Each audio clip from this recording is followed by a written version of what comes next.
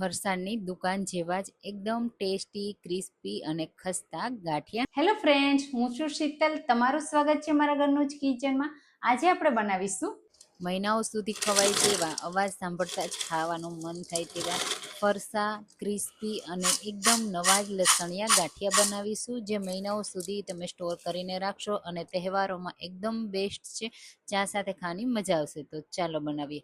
એના માટે સૌથી પહેલાં આપણે લસણની પેસ્ટ તૈયાર કરીશું. એના માટે મેં 2 ટેબલ સ્પૂન લસણની કળીઓ લીધી છે, મિક્સર જારમાં એડ કરવાની, અને સાથે 1 ટેબલ સ્પૂન કાશ્મીરી લાલ મરચું પાવડર, સાથે થોડું પાણી પણ એડ કરીશું. એનાથી બ્લેન્ડ કરવામાં આસાની રહેશે. તો એકદમ ફાઇન પેસ્ટ તૈયાર કરીશું, જેથી કરીને આપણે ગાંઠિયામાં સારી રીતે મિક્સ કરી શકીએ. તો આ રીતની પેસ્ટ તમે જુઓ તૈયાર થઈ ગઈ છે. હવે આ પેસ્ટમાં આપણે વધારે થોડું પાણી એડ કરી દેશું, એટલે સરસ રીતે લોટ બાંધવામાં સારું એવું મિક્સ થઈ જાય. અને પેસ્ટ છે ને એને તમારે આ રીતે મિક્સર જારમાંથી પણ કાઢવામાં આસાની રહે. હવે ગાંઠિયા બનાવવા માટે કોઈ પણ ચણાનો લોટ લઈ લેવાનો. 2 કપ મેં લીધો છે. તમે કોઈ પણ બેસન કે ચણાનો લોટ લઈ શકો છો.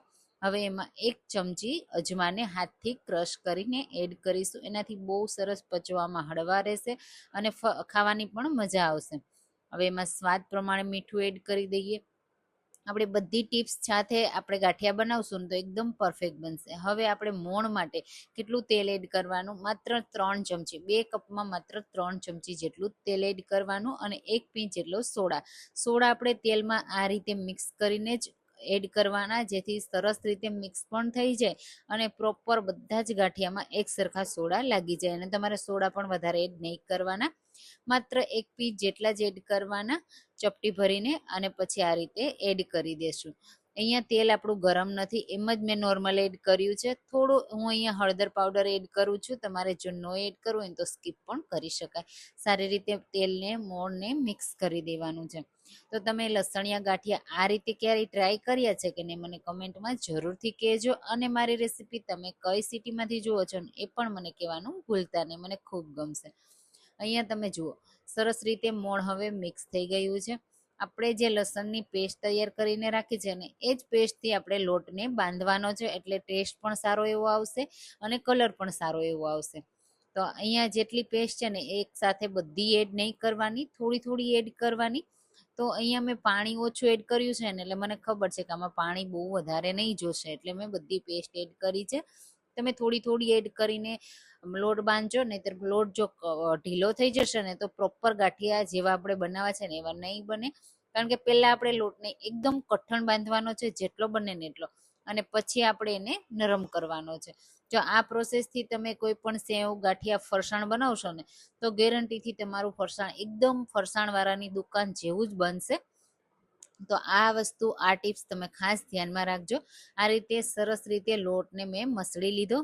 આ રીતનો કઠણ તમે જુઓ, બિલકુલ એ ચોટતો નથી, મતલબ હાથમાં ચોટશે પણ બિલકુલ નીચે ચોટતો નથી, એવો લોટ હોવો જોઈએ. આ રીતનો થઈ જાય ને પછી હાથને આપણે સરસ રીતે પાણીથી સાફ કરી લેવાના છે. અને પછી આપણે એને 2 મિનિટ માટે સાઈડમાં મૂકી દઈશું. ત્યાં સુધીમાં આપણે ગાંઠિયા પડવાનું મશીન તૈયાર કરી લઈએ. અને આ રીતની તમને જેવી નાની મોટી ચકરી જોઈએ ને એ તમારે તૈયાર કરી લેવાની, મતલબ જેવડી સાઈઝના તમારે ગાંઠિયા બનાવવા છે એવડી સાઈઝના. અને મશીનમાં થોડું હલકું એવું બ્રશથી આપણે તેલ લગાવી દઈશું, જેથી બિલકુલ લોટ છે ને એ સાઈડમાં ચોટે નહીં. આ રીતે પ્લેટમાં પણ લગાવી દેશું. અને હવે મશીનને આપણે ભરવાનું છે એની પહેલાં હવે હું તમને કહી દઉં તે તમારે કેવો લોટ તૈયાર કરવાનો છે. જે મિક્સર જારમાં ચટણી લસણવાળી હતી ને એમાં મેં થોડું પાણી એડ કર્યું, 2 ચમચી જેટલું. અને આ રીતે 1 ટેબલ સ્પૂન જેટલું પાણી આપણે પહેલાં લોટમાં એડ કરીશું અને મસળીશું. આ પ્રોસેસ કરવી ખૂબ જરૂરી છે. તમારા જો ગાંઠિયા નરમ પડી જતા હોય, ક્રિસ્પી ન બનતા હોય અને તળતી વખતે એમાં તેલ ભરાઈ જતું હોય, તેલ રહી જતું હોય ને, તો આ ટિપ્સ જરૂરથી ટ્રાય કરજો. પહેલાં લોટને સરસ એવો કઠણ બાંધી લેવાનો અને પછી 5 મિનિટ પછી એને નરમ કરવાનો. આ રીતે પાણી એડ કરતું જવાનું અને નરમ કરતો જવાનો. નરમ કેવો કરવાનો કે હાથમાં, અને જે વાસણમાં આપણે લોટ બાંધીએ ને એ વાસણમાં ચોંટવો જોઈએ એવો આપણે લોટ બાંધીને તૈયાર કરવાનો. તમે જુઓ નીચે ચોટે છે ને, ચણાનો લોટ છે ને એમાં ચીકાશ હોય છે, એટલે આ રીતે નીચે ચોંટવો જોઈએ એવો લોટ બાંધવાનો છે. અને હાથમાં પણ ચોંટવો જોઈએ. બીજા હાથમાં પણ તમે જો લો ને તો તમને બીજા હાથમાં પણ ચોંટવો જોઈએ. જો આ રીતે રોલ કરો ને તો હાથમાં લાગી જવો જોઈએ.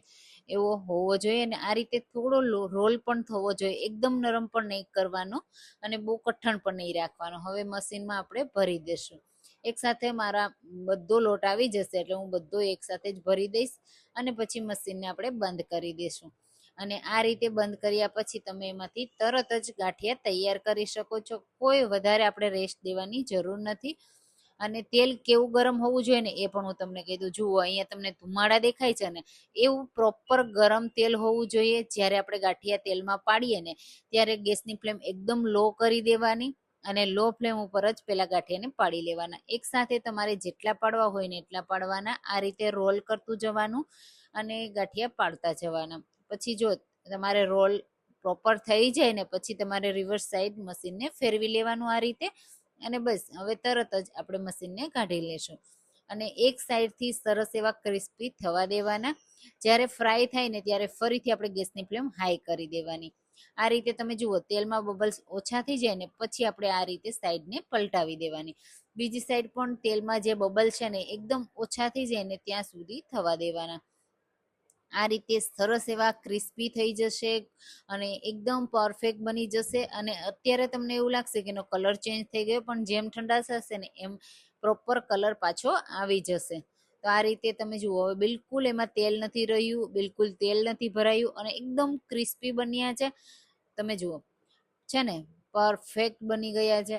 હવે આપણે એને તેલમાંથી કાઢી લેવાના. તો આ રીતે નિતારી અને પછી તેલમાંથી કાઢવાના. બિલકુલ એમાં તેલ નહીં રહે અને એકદમ ફરસા ક્રિસ્પી મહિનાઓ સુધી પણ રાખશો ને તો પણ ખરાબ નહીં થાય. ઘરે એકદમ હેલ્ધી રીતે ટેસ્ટી રીતે આપણા લસણિયા ગાંઠિયા બનીને તૈયાર થઈ ગયા છે. તમે જુઓ કેટલા પરફેક્ટ બન્યા છે ને, એકદમ પરફેક્ટ છે. હાથથી તોડીને બતાવું તો કેટલા સરસ ફરસા બન્યા છે અને એકદમ ક્રિસ્પી બન્યા છે. તો એકવાર તો બનાવવા જેવા છે. અને તમે જુઓ આ રીતે અવાજ કરીએ ને તો કેટલા ક્રિસ્પી છે, તમને અવાજ સાંભળતા જ ખબર પડી જશે. અને હાથથી તોડીને બતાવું તો એકદમ સોફ્ટ પણ છે, એવું નથી કે બહુ કડક છે. બહુ પ્રોપર એવા બનીને તૈયાર થઈ ગયા છે. તો આપણા લસણિયા ગાંઠિયા એકવાર તો ટ્રાય કરજો. જો તમને રેસીપી પસંદ આવે ને તો લાઈક કરજો, શેર કરજો અને મારી ચેનલને સબસ્ક્રાઈબ કરવાનું બિલકુલ ભૂલતા નહીં. ચાલો ફરી મળીશું. Thank you for watching.